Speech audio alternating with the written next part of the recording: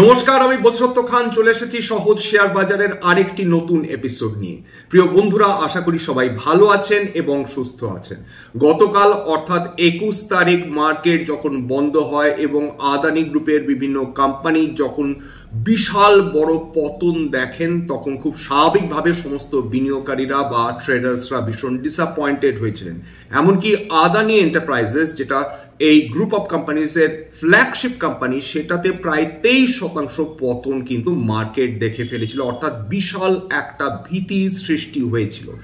আজকে white house স্বয়ং একটা বিবৃতি দিয়েছে এবং সেই জায়গাটা, সেই বিবৃতির উপর নির্ভর করে এটা বোঝা যাচ্ছে যে ওয়াশিংটন বা আমেরিকা খুব সহজে এই যে ঘটনাটা ঘটেছে এটাকে নতুনভাবে নিচে নামতে দেবে, অর্থাৎ এটাকে আরো বড় সড়ো করে একটা বড় কেলেঙ্কারি হিসাবে তারা দেখতে যে চায় না, সেটা তাদের স্পোক্স পার্সন কিন্তু তাদের কথার মধ্যে দিয়ে, তাদের বিবৃতির মধ্যে দিয়ে জানিয়েছেন। কিভাবে কি বলেছেন এই ব্যাপারে কিন্তু আমাদের reading in between the lines বুঝতে হবে।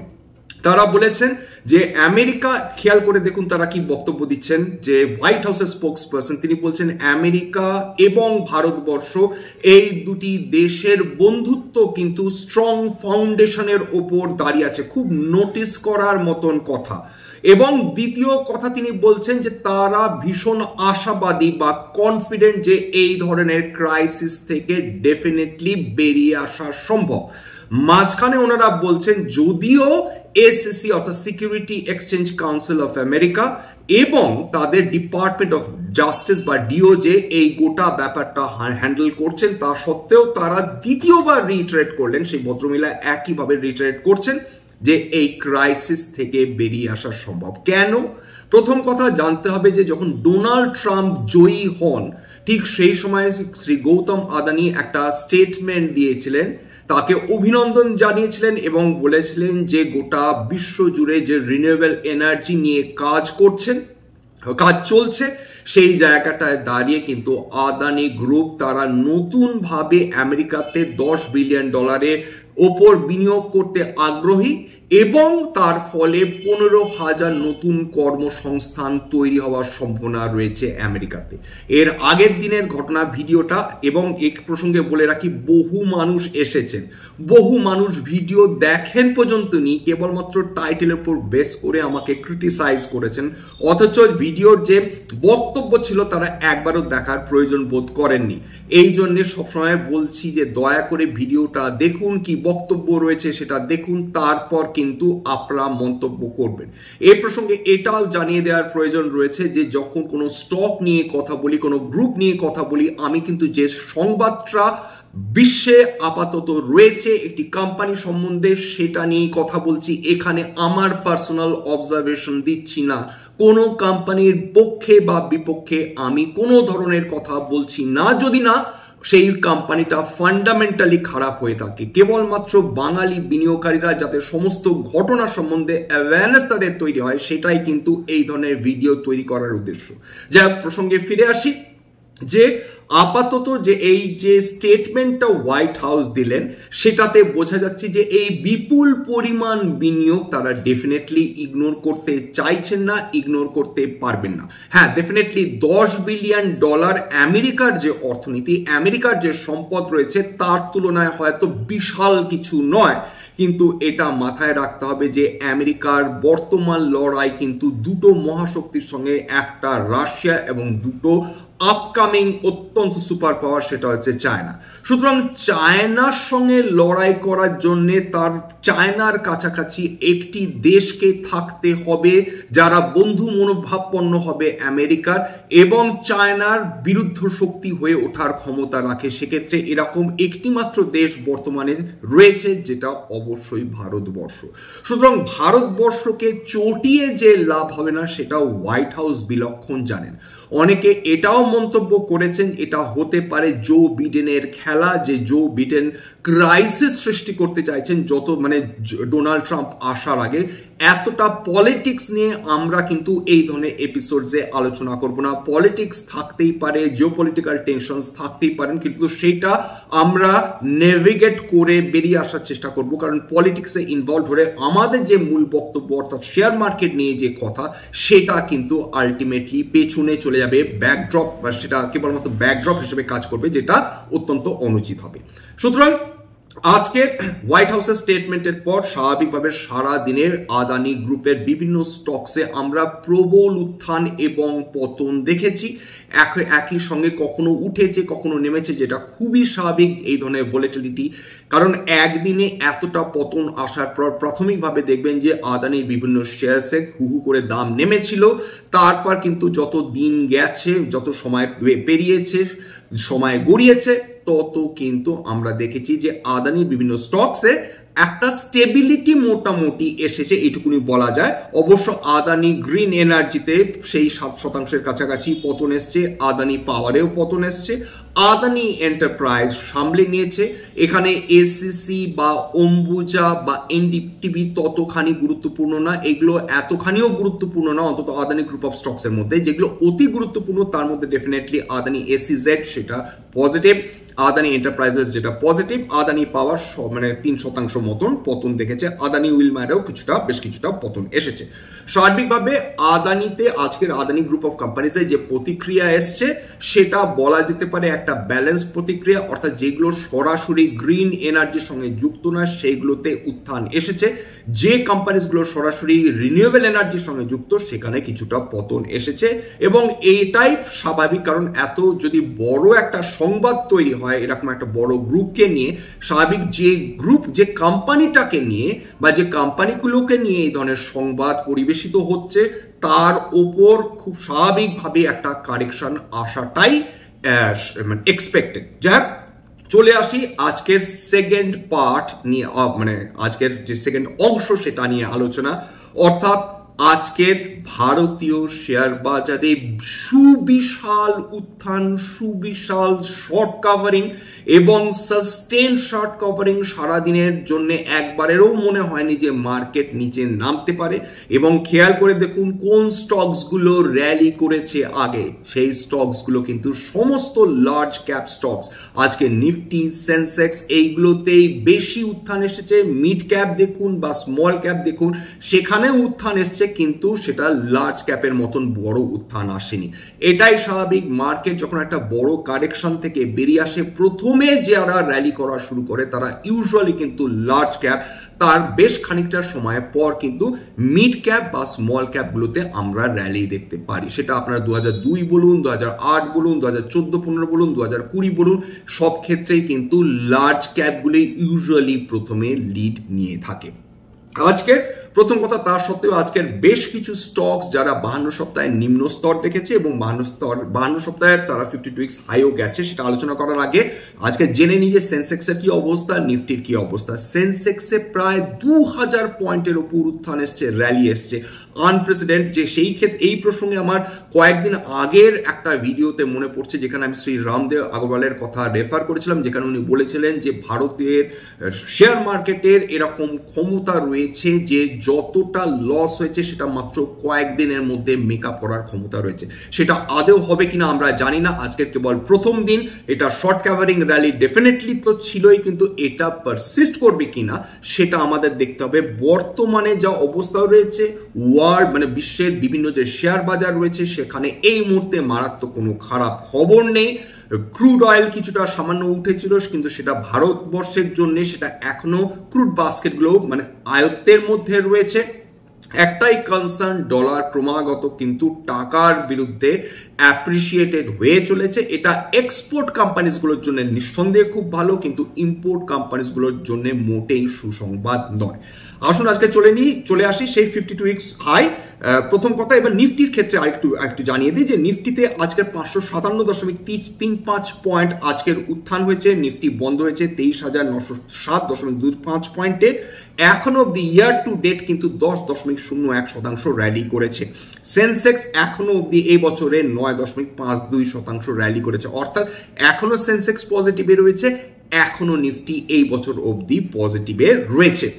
এবং এই মুহূর্তে খুব বড় যে গ্লোবাল ক্রাইসিস রয়েছে সেরকম কিছু নেই, মারাত্মক জিওপলিটিক্যাল টেনশনসও আপাতত নেই। বোঝাই যাচ্ছে যে ইউক্রেন এবং রাশিয়া পরস্পরের বিরুদ্ধে মিসাইল ছোড়াছুড়ি করবে, ইসরায়েল ইরান নিজেদের মধ্যে প্রক্সি ওয়ার লড়াই করতে থাকবে, কিন্তু এই ধরনের সংবাদগুলো আপাতত ধামাচাপা পড়বে। তবে কবে ফ্লেয়ার আপ করবে সেগুলো আমরা জানি না, কিন্তু আমাদের এক্সপেকটেশনস হচ্ছে যতক্ষণ না ডোনাল্ড ট্রাম্প আসছেন ততক্ষণ হয়তো এরকম ছায়াযুদ্ধ চলতেই থাকবে। ডোনাল্ড ট্রাম্প আসার পর সেটা বাড়তেও পারে, সেটা কমতেও পারে, আমরা কেউ জানি না। সেই জন্য আমরা এখন সেই দিকে তাকে আমরা থাকবো কোনো কিছু, কিন্তু আমরা ডেফিনেটলি প্রেডিকশনের দিকে যাব না, কারণ কেউ তো জানতেন না যে আদানি গ্রুপে এরকম অবস্থা হবে কালকের সংবাদের পর। সুতরাং কোনো ধরনের শেয়ারে কোনো ধরনের প্রেডিকশন করাটাই বাতুলতা, আমি সেই চেষ্টাও করি না, কেবলমাত্র যে সংবাদ রয়েছে সেটাই পরিবেশন করার চেষ্টা করি। 52x লো আজকের বহু কোম্পানিজ গেছে মার্কেট এত চড়ার পরেও। এর মধ্যে রয়েছে Aarti industries, Adani energy, Adani enterprises, Adani Wilmar, Asian paints এখনো মার খেয়ে যাচ্ছে, অ্যাভিনিউ সুপারমার্টস অর্থাৎ যেগুলো এক্সপেন্সিভ স্টক সেগুলোতে কারেকশন জারি রয়েছে, Bajaj housing finance newly listed IPO বিনিয়োগকারীদের সম্পদ দ্বিগুণ করে দিয়েছিল, সেটা আজকে 52x লো। গোদাবরী বায়োরিফাইনারিজ অনেক প্রথিতযশা মানুষ এতে বিনিয়োগ করেছেন বলে খবর রয়েছে, এটাও আজকের 52x লো, এটাও একটা নতুন আইপিও। এরপর হ্যাপিয়েস্ট মাইন্ড টেকনোলজি, এই কোম্পানিটা সম্বন্ধে সুনাম এবং বদনাম দুটোই রয়েছে। সুনাম এই ক্ষেত্রে যেটা one of the finest technology companies ধরা হয় ভারতবর্ষের, একটা স্মল ক্যাপ কোম্পানি, কিন্তু দুর্ভাগ্যবশত এদের যারা প্রমোটার তারা আগে থেকেই বলে রেখেছেন যে আমরা সুযোগ পেলেই কিন্তু আমাদের অংশীদারিত্ব বিক্রি করব, এবং এইটা এর আগেও তারা প্রমোটাররা নিজেদের অংশীদারিত্ব বিক্রি করেছেন এবং পরবর্তীকালেও হয়তো তারা তাদের অংশীদারিত্ব বিক্রি করবেন তাদের কথা অনুযায়ী। সুতরাং যে স্টকে প্রমোটাররা বলে যে আমরা ভবিষ্যতে অংশীদারিত্ব বিক্রি করব, তবে খুব তাড়াতাড়ি না, কিন্তু পরে আমরা ডেফিনেটলি করব, সেই ধরনের স্টকসগুলোতে বিনিয়োগকারীরা কিন্তু একটু কিন্তু করে থাকেন, কোনো রিকমেন্ডেশন বা সাজেশন নয়। নিউক্লিয়াস সফটওয়্যার প্রচন্ড ভালো উত্থান দেখেছিল বেশ কয়েক বছর ধরে, এখন নিরন্তর পতন দেখে চলেছে, 52x লো। ওলা ইলেকট্রিক নিয়ে নতুন করে বলার কিছু নেই, তারা নাকি এমপ্লয়ি কাটছাট করার কথা পরিকল্পনা করছেন, এটাও 52x লো, দিনের পর দিন লসের মুখেই দেখে চলেছে। পিএনসি ইনফ্রাটেক 52x লো। রাজেশ এক্সপোর্টস এদের ম্যানেজমেন্ট নিয়ে গন্ডগোল চলছে, one of the finest jewellery companies যারা এক্সপোর্ট করতো, সেখানে গত 3 বছর ধরে কোনো পারফরমেন্স এরা দেখাতে পারেননি। রেমন লাইফস্টাইল নিউলি ডিমার্জ কোম্পানি ভালো র্যালি করছিল, তারপর হঠাৎ করে সেই র্যালি ফিজেল আউট করে যায়, সেটাও আজকে 52x লো। টানলা প্ল্যাটফর্মস কোভিড এর পরবর্তী সময় দারুণ পারফর্ম করেছিল, 52x লো এখন চলছে। ভোডাফোন আইডিয়া একে তো ছিল জিও, একেতে ছিল ভারতী এয়ারটেল, ভোডাফোন খেয়েই চলছিল, কয়েক হাজার কোটি টাকা করে লস করছিল প্রত্যেক কোয়ার্টারে, সেটা বন্ধ হয়নি, সেই ব্লিডিং ক্রমাগত চলছে।